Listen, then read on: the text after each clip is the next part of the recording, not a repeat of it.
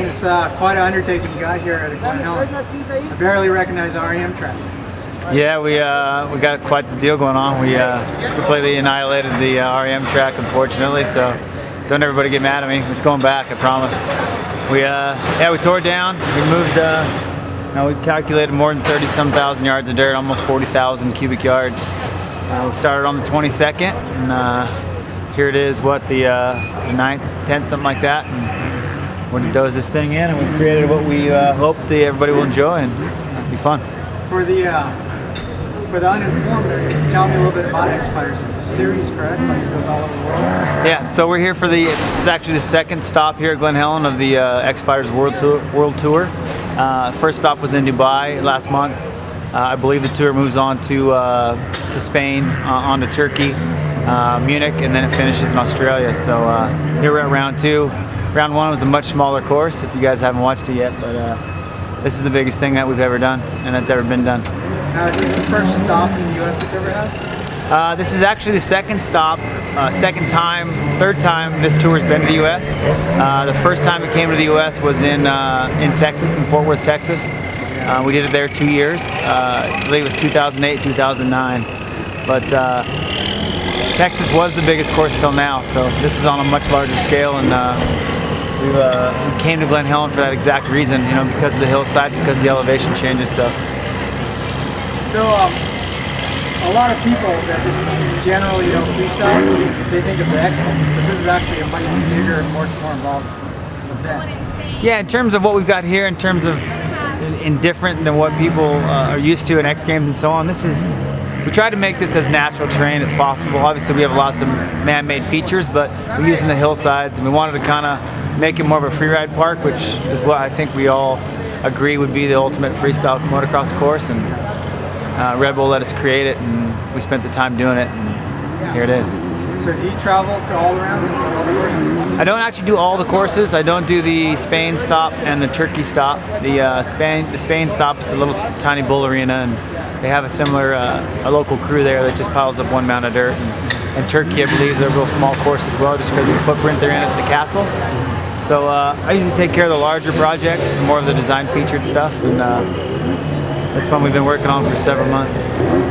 So, from back in the day when you were shuffling lips and making jumps and being one of the original freestyle guys, you ever there was a time when I was riding dirt bikes all the time and shoveling, like you're saying, that I never thought we'd do this. I never thought the sport would be this big and we'd be creating venues like this. So no, I really wasn't planning on it. I was actually started shooting photos thinking that was going to be my career, and now I'm doing this, and I don't have time for photos anymore, or riding. So tell me a little bit about the park behind us. How many hits are there? I see some boxes out there. What are the boxes? Yeah, so basically what we've got is kind of a wild variation of just about everything we could possibly imagine in this space. We've got hips, step ups, step downs, stuff we don't normally see on a freestyle motocross track, but that you'd see at Ocotillo or you'd see at the desert, like the places we all ride and have fun, So that's really what we try to create. We counted more than 25 possible combinations or 30 combinations, something like that. There'll be way more. Once we start practicing, things are just going to start popping up. We may decide to shovel something, shape something else, add something here, add something there. It's pretty much going to be ever changing, I think, until qualifying on Friday. So, like I said, there's more than 30s. We got some of these steel containers, which we're using. They're primarily, like this one here is primarily sort of a manual box. Some of the guys think they can backflip onto it and then step down off. So the Supercross world is kind of an on-off kind of thing. And they're useful for branding for the event for sponsors that want some placement. But the two containers we have on the top are really designed for extending the height of the landing and keeping the footprint really narrow so that we can still build it up, make longer, bigger landings than we normally have, and still keep it tight. And then again, it's for branding as well, so it kind of fits three purposes.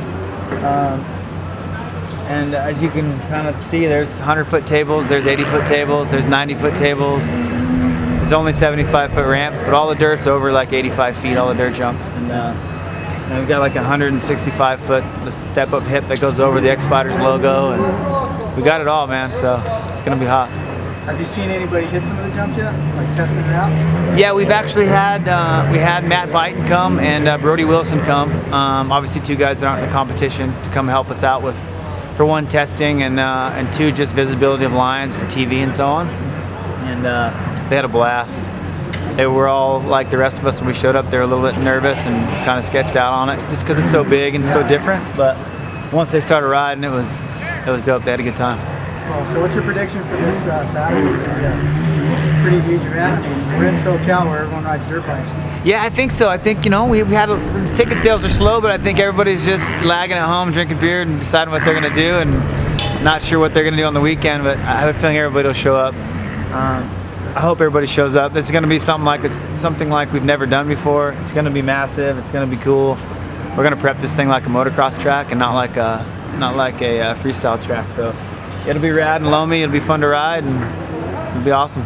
Cool. So buy tickets at the gate, or how do you get them ahead of time? Yeah, you can buy tickets several ways. You can go online and buy tickets now. You can buy camping spots. We have reserved 700 camping spots here. So I think there's 100 or so left. The camping gets you quite a bit. It gets you, we have a bar set up, horseshoe pits, mini bike tracks, RC car tracks. I mean, it's not your usual Glen Helen National. It's pretty hot, but you can get them online, and you can get them on site day of, no problem. Cool. Hey, thanks for your time. I'll let you get back to work. Right on, thanks.